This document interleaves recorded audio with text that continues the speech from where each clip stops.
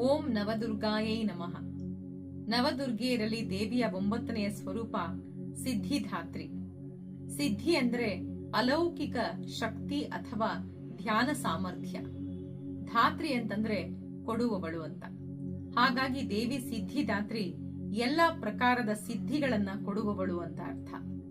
ಮಾರ್ಕಂಡೇಯ ಪುರಾಣಕ್ಕೆ ಅನುಸಾರವಾಗಿ ಅಣಿಮ, ಲಗಿಮ, ಗರಿಮ, ಮಹಿಮ, ಪ್ರಾಪ್ತಿ, ಪ್ರಾಕಾಮ್ಯ, ಈಶತ್ವ, ವಶಿತ್ವಗಳೆಂಬ ಅಷ್ಟ ಸಿದ್ಧಿಗಳನ್ನ ಕೊಡುವವಳು ಸಿದ್ಧಿಧಾತ್ರಿ. ಜಗಜ್ಜನನಿ ಸಿದ್ಧಿಧಾತ್ರಿ ಭಕ್ತರಿಗೆ ಮತ್ತು ಸಾಧಕರಿಗೆ ಇವೆಲ್ಲಾ ಸಿದ್ಧಿಗಳನ್ನ ಕೊಡಲು ಸಮರ್ಥಳು.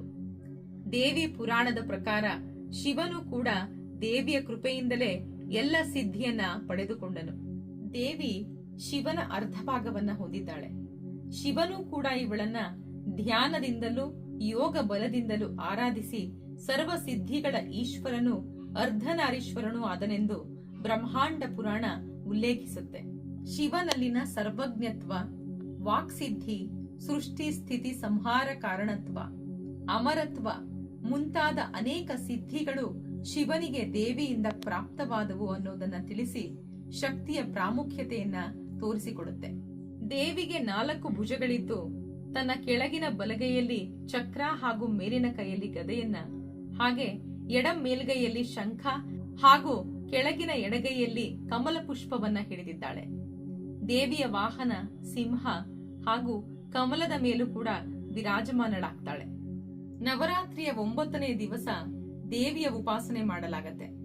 ಈ ದಿನ ಶಾಸ್ತ್ರೀಯ ವಿಧಿ ವಿಧಾನದಿಂದ ಹಾಗೂ ಪೂಜಾ ನಿಷ್ಠೆಯಿಂದ ಒಡಗೂಡಿ ಸಾಧನೆ ಮಾಡುವ ಸಾಧಕರಿಗೆ ಎಲ್ಲಾ ಸಿದ್ಧಿಗಳು ಪ್ರಾಪ್ತವಾಗತ್ತೆ.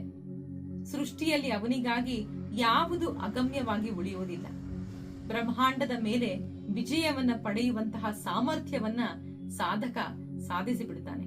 ಸಿದ್ಧಿಧಾತ್ರಿ ದೇವಿಯ ಉಪಾಸನೆಯನ್ನ ಪೂರ್ಣಗೊಳಿಸಿದ ಬಳಿಕ ಭಕ್ತರ, ಸಾಧಕರ ಲೌಕಿಕ ಅಲೌಕಿಕ ಎಲ್ಲ ಪ್ರಕಾರದ ಕಾಮನೆಗಳು ಪೂರ್ತಿಯಾಗಿ ಹೋಗುತ್ತೆ. ಯಾವುದೇ ಕಾಮನೆಗಳು ಬಾಕಿ ಉಳಿಯುವುದಿಲ್ಲ. ಎಲ್ಲಾ ಸಾಂಸಾರಿಕ ಇಚ್ಛೆಗಳಿಂದ, ಅವಶ್ಯಕತೆಗಳಿಂದ ಮೇಲಕ್ಕೆದ್ದು ಮಾನಸಿಕವಾಗಿ ಭಗವತಿಯ ದಿವ್ಯ ಲೋಕಗಳಲ್ಲಿ ಸಂಚರಿಸುತ್ತಾ ಅವಳ ಕೃಪಾರಸ ಪಿಯೂಷವನ್ನ ನಿರಂತರ ಪಾನ ಮಾಡುತ್ತಾ ವಿಷಯ ಭೋಗ ಶೂನ್ಯನಾಗುತ್ತಾನೆ.